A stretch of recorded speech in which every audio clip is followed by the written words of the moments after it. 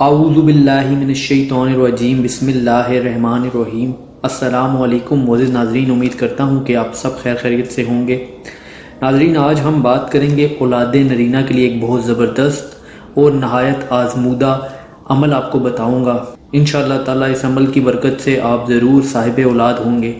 تو چلیے ویڈیو کو سٹارٹ کرتے ہیں، لیکن اس سے پہلے اگر ابھی تک آپ نے ہمارے اس چینل کو سبسکرائب نہیں کیا تو کائنڈلی پہلے اس کو سبسکرائب کر لیں اور پاس ہی بنے بیل آئیکن پر لازمی کلک کیجیے گا۔ Thank you. اس عمل کو جس بھی عورت نے کیا ہے، بہت ہی زبردست قسم کا یہ عمل ہے۔ اس عمل کی برکت سے بہت سارے لوگ آج صاحب اولاد ہیں۔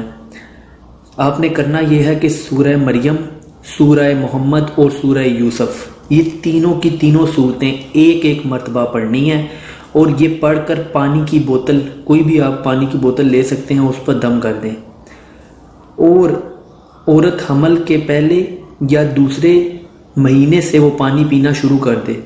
اس بوتل سے پانی ختم نہ ہونے دیں۔ جب بھی پانی کی مقدار کم ہو جائے تو آپ اس میں مزید پانی شامل کر لیں، اور جیسے جیسے پانی کم ہو اس کے اندر مزید پانی ڈالتے جائیں، اور دوبارہ آپ کو پڑھنے کی ضرورت نہیں ہے، ایک ہی دفعہ آپ نے اس عمل کو پڑھنا ہے۔ انشاءاللہ تعالیٰ آپ ضرور صاحب اولاد ہوں گے۔ بہت ہی زبردست قسم کا یہ عمل ہے۔